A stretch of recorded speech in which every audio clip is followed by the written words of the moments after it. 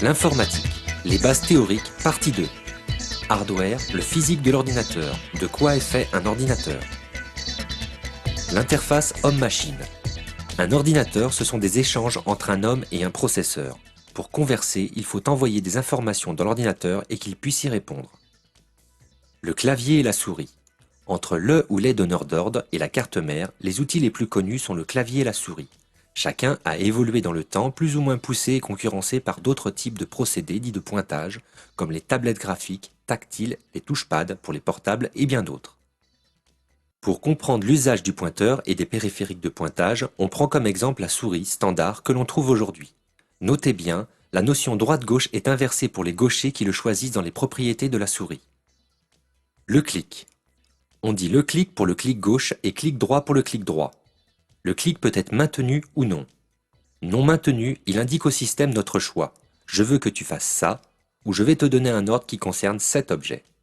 Maintenu, il devient une fonction, le glisser-déposer ou drag and drop. Le clic droit affiche un ensemble de fonctions qui concernent l'objet. Le premier choix de la liste est souvent celui par défaut qui sera effectué par le double-clic ou la touche entrée. Le dernier peut être propriété, qui comme son nom l'indique, donne les propriétés de l'objet. On trouvera souvent aussi le trio couper-copier-coller ainsi que des fonctions particulières à l'objet. Le double-clic lance l'application par défaut sur un objet. Les programmes sont lancés, les documents sont ouverts dans l'application associée. La vitesse du double-clic est paramétrable dans les propriétés de la souris. En cas de difficulté, vous pouvez, à la place, faire un simple clic, puis vous appuierez sur la touche Entrée de votre clavier. La roulette. Les pages sont devenues de plus en plus grandes, que ce soit celles des programmes ou des feuilles de lecture, comme les PDF, les docs, textes ou les pages internet. Pour faire descendre la page, la roulette de la souris est très utile. Pour l'utiliser, il suffit de se mettre n'importe où sur la page et de faire rouler la roulette.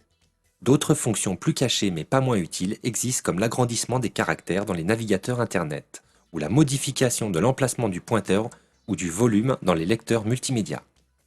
Le clic de la roulette. Le moins connu est le clic de la roulette. Je l'utilise principalement pour la gestion des onglets dans les programmes ou le coller sur Linux. Dans un navigateur internet, un clic roulette sur un lien ouvre le lien dans un nouvel onglet. Un clic sur l'onglet le ferme.